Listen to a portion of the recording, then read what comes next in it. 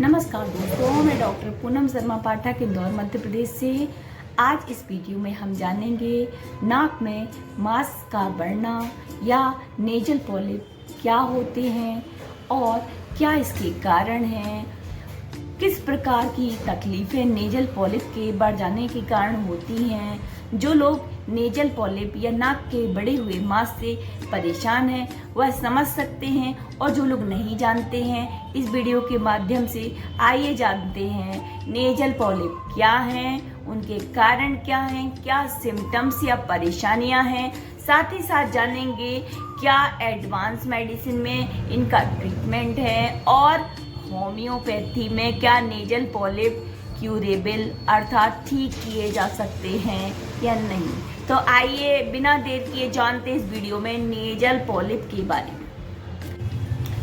तो जैसा कि फ्रेंड्स हम सभी जानते हैं कि ईश्वर ने हमको, हमारी बॉडी को बहुत ही अद्भुत तरीके से बनाया है और बहुत ही सावधानीपूर्ण तरीके से इसका बचाव करने के लिए भी बहुत कुछ दिया है। दोस्तों, नाक के अंदर पाई जाने वाली म्यूकस मेम्ब्रेन जो कि गीली और चिकनी होती है, समय समय पर एक सिक्रीशन या डिस्चार्ज प्रोड्यूस करती है, जिससे कि हमारी नाक के अंदर जाने वाले विषैले तत्व, बैक्टीरिया, वायरस, एलर्जेंस बाहर ही रह जाएं और नाक के द्वारा अंदर पहुंचकर किसी भी प्रकार का हार्म ना पहुंचा सकें। तो आइए जानते हैं नेजल पॉलिप क्या है।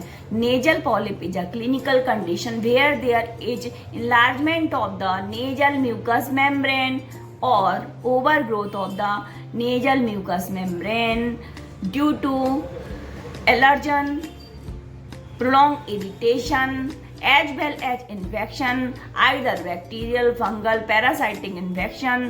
Constant irritation to the nasal mucous membrane may be result as nasal polyp characterized by dyspnea, breathing problem, running nose, obstruction in the airway, anorexia, as well as loss of appetite, sneezing, and sometimes fever and loud snoring.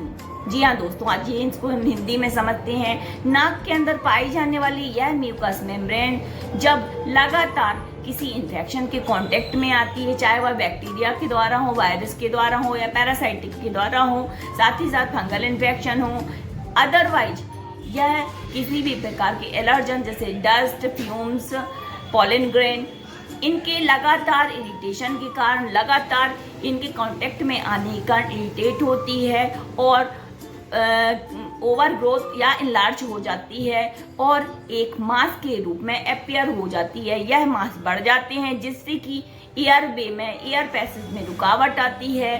Patient को कई प्रकार की complaints होने लगती हैं, जैसे कि running of nose, नाक का बहना, कांस्टेंट फ्रिक्वेंट स्नीजिंग, लगातार बार बार कई छींकें आना, हल्का सा बुखार रहना, साइनोसाइटिस की प्रॉब्लम, साथ ही साथ एलर्जिक राइनाइटिस की प्रॉब्लम। नेजल पॉलिप के कारणों की करें तो नेजल पॉलिप का कॉमन कॉज जो होता है वह होता है एलर्जेंस के कारण, डस्ट के कारण, फ्यूम्स के कारण, कांस्टेंट इरिटेशन हो रहा है पॉलन ग्रेन के कारण, कुछ सब्सटेंस के द्वारा, तो ये आपका कॉमन कॉज आता है। बात यदि सेकंड कॉज की करें, सेकंड कारण जो है वह है स्पेसिफिक कॉज, अर्थात कोई विशेष कारण जिसमें कि इन्फेक्शन आता है जो कि बैक्टीरियल हो सकता है, वायरल भी हो सकता है, फंगल हो सकता है। अतः किसी भी प्रकार का एक स्पेसिफिक कॉज लिए हुए जब कारण होता है तो इसको स्पेसिफिक कॉज कहते हैं। अब यदि दौरान निम्नलिखित लक्षण दिखने को मिल सकते हैं, जिसमें यदि बात करें पॉलिप किस प्रकार के होते हैं, किस साइड होते हैं, इनके कितनी संख्या हो सकती है, तो सबसे पहली बात मैं आपको बताऊं, यह आपके यूनिलैटरल और बाइलैटरल दोनों प्रकार के हो सकते हैं। नंबर में आपके सिंगल और मल्टीपल भी हो सकते हैं। बात करें प्रकार की तो मुख्यतः पॉलिप दो प्रकार के होते हैं। पहला होता है एंट्रोकोनल पॉलिप जो कि मोस्टली आपकी मैक्सिलरी साइनस से ओरिजिनेटेड होते हैं और मुख्यतः इन्फेक्शन के कारण होते हैं और यह यूनिलैटरल होते हैं। सेकेंडली बात करें हम इथमॉइड पॉलिप की, तो यह इथमॉइड साइनस से ओरिजिनेटेड होते हैं, मोस्टली बायलैटरल होते हैं और मल्टीपल भी हो सकते हैं। तो हम बात करें इसकी डायग्नोसिस की, हम कैसे डायग्नोसिस करें, तो डायग्नोसिस के लिए जो फर्स्ट स्टेप होता है वह होता है एग्जामिनेशन। जी हाँ, डॉक्टर के द्वारा टॉर्च के द्वारा एग्जामिनेशन किया जाता है, जिसमें नेजल म्यूकस मेम्ब्रेन इनलार्ज्ड मिल सकती है और एक पॉलिप के फॉर्म में पाई जाती है। नेक्स्ट की करें तो दो प्रमुख इन्वेस्टिगेशन होते हैं, पहला है नेजल इंडोस्कोपी और दूसरा जो इन्वेस्टिगेशन है वह है सीटी स्कैन। इसके ट्रीटमेंट की करें तो मॉडर्न मेडिसिन में इसके लिए स्टीरॉयडल ड्रग्स दिए जाते हैं, नेजल डीकंजेस्टेंट या ड्रॉप दिए जाते हैं जो कि कंजेशन को कुछ समय के लिए रिलीव करते हैं। यदि बात करें अगर बैक्टीरियल इन्फेक्शन के कारण तो एंटीबायोटिक ड्रग्स दी जाती हैं, अगर एलर्जन के कारण होता है तो एंटी हिस्टामिन ड्रग्स दी जाती हैं।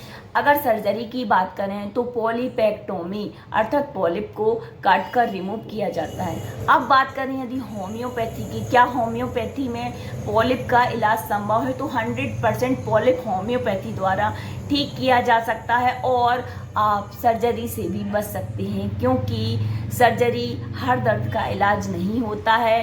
होम्योपैथिक दवाओं में इतनी शक्ति है कि पॉलिप के केस को वह पूरी तरीके से ठीक कर सकती हैं। तो आइए जानते हैं कौन कौन सी होम्योपैथिक मेडिसिन है। होम्योपैथी में हम पॉलिप को ठीक करने के लिए 3 प्रमुख दवाओं का जिक्र करते हैं, जिनमें सबसे पहली मेडिसिन है लेमिना माइनर। जी हाँ, लेमिना माइनर एक अनफॉरगेटेबल होम्योपैथिक ड्रग्स है जो कि पॉलिप के केस के लिए रामबाण है दोस्तों। सेकेंड मेडिसिन की यदि हम बात करें तो सैंग्विनेरिया नाइट्रिकम बहुत अच्छी मेडिसिन है जो कि बहुत सारे पॉलिप को क्योर करने के लिए कारगर सिद्ध हुई है। इसको भी आप 30 पोटेंसी में ग्लोब्यूल्स के साथ दिन में 3 बार लें और अपनी पॉलिप की समस्या से निजात पाएं। तीसरी मेडिसिन या अंतिम मेडिसिन की बात करें तो आपके लिए कैलकेरिया कार बहुत अच्छी मेडिसिन है। ऐसे लोग जो कि सर्दी से इजीली अफेक्टेड हो जाते हैं, मौसम बदलते ही उनको सिम्टम्स आने लगते हैं, तो बहुत अच्छी मेडिसिन है कैलकेरिया कार, इसको भी आप ज़रूर यूज कीजिए।